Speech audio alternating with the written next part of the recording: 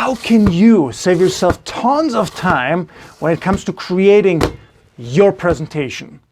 You know, the key is very simple. Delegate. Pass the ball to somebody else. What's the best way to do it, and how can you do it with your presentation or your speech? Let's find out.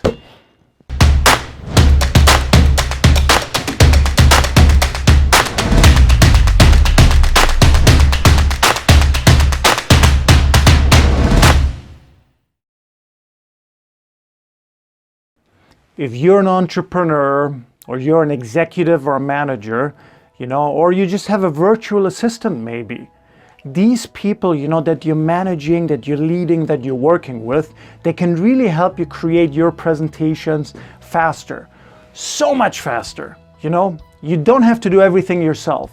And if you're in a position where you have team members that can do some of the things for you, you can actually deliver better presentations and often more of them. Yeah, but there's a way to do it and there's a way not to do it. Okay, so first of all, let me share with you 3 things that you should not do. The first thing, you should never delegate your key message. Yeah, don't delegate the key message you want to get across to your audience. You cannot delegate that. You have to define what is the key message of this presentation. You know, what would make this presentation exciting for my audience? You have to be in charge of that. Don't delegate this kind of thing. Number 2, don't delegate your blueprint. Yeah, what do I mean by blueprint? Your contents, your storyline, your story flow, you cannot delegate it. Yeah, it is impossible. You know, if you want to create a building, you know, you can create the blueprint for the building. Yeah, and everything else after you can delegate, but you have to be the one who's in charge of the blueprint. You have to have the big vision, the big overview, the big picture. And then how each, you know, floor of the building is created, each room, etc. That is a different story. Those things you can delegate to somebody else, but don't delegate the blueprint. Number 3, don't delegate the general design concept. What do I mean by that?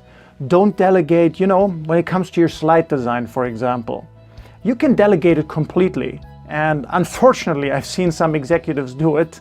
Yeah, and it was very painful for them. Because their team, they would decide, you know, what are the colors?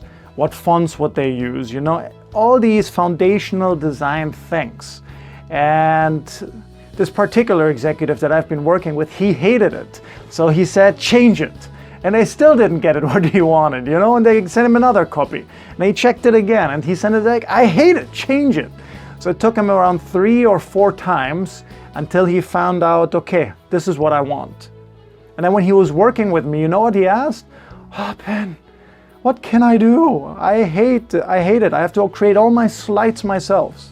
I recommended him delegate it. And he said, can't do it. I tried it. It didn't work. It took forever. You know, and so I determined with him, you have to give them specific design guidelines, you know, not in detail, but overall, right? What colors do you want? You know, what kind of style do you want? So if you can give that to your team, it's much, much easier for them to create, you know, exactly what you want.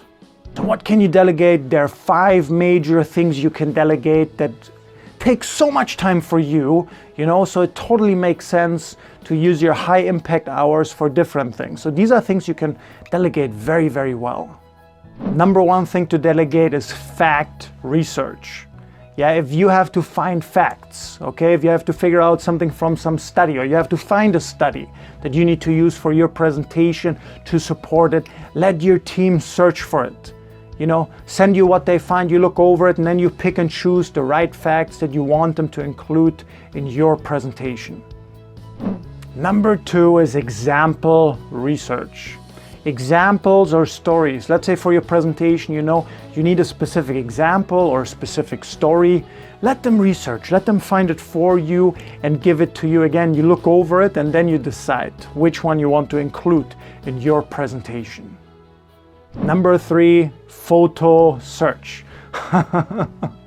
It is extremely time consuming to find the right photograph. Have you ever noticed that? Even if you use stock photos, you know, you're paying for the stock photos, you have a site, you know, that has very professionally designed ones. but still you gotta search hundreds of pictures, worst case thousands to find the right one that you want. No, much better explain to your team what kind of photo you're looking for, let them search for it. Number 4, the slide design execution. Yeah, one more time, the basics, like color, maybe font, yeah, if you care about that as well, etc. You want to set for them, give them basic guidelines, but then the rest of it, give them some space. Let them create the design, let them show you what they can do with it. So the slide design execution, you can beautifully delegate. It might take one revision, maybe one time, that's possible, especially at the beginning. But the more you work with the same people on this, the more you get exactly the slides that you want at a much, much faster pace. Number 5, the last one, any other items that require legwork. Let's say using a prop. Like me earlier, I was using this basketball, right? So this is a prop. And a prop could also be your product, as an example. Yeah, you cannot always run around and prepare everything. Some props you have to buy, some other materials have to be printed. It takes a lot of time. So this is really good to delegate. Yeah, anything that requires a lot of legwork, it's really good to delegate those kind of easy things. So comment below one time, which of these delegation methods did you find more useful? What aha moments did you have? What are you going to change from now on for your presentation preparation? Also subscribe if you haven't already. Yeah, click the like button if you liked it. And hey, share the video with somebody else, that you might know from work, a customer, a colleague, somebody who you feel can benefit from this as well. And I'm really, really, really looking forward to seeing you for the next video.